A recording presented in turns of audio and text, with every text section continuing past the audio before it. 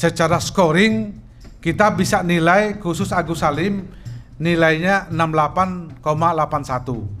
Itu pun kita bukan bicara fisik ya, bicara support dokumen, support pendukung yang ada. Kalau kita bicara fisik itu di bawah 30 nilainya, ya di bawah 30 nilainya. Tapi kenapa bisa naik? Karena ada support dokumen pendukung yang lain. Hasil kita ke lapangan, bermacam-macam tempat kita lihat, memang Pak Kadispora ya yang mewakili. Kalau kita lihat fisiknya ada tapi tidak sangat layak ya. Laporan ini akan kami laporkan ke tingkat pusat nanti ya. Laporan kami kepada Kapolri, nanti Kapolri kerjasama dengan PSSI, disampaikan dengan KONI atau yang lain. Mungkin sampai juga ke Presiden nanti, karena udah ada peraturan Menteri.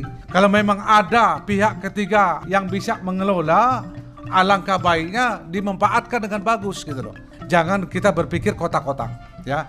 Kita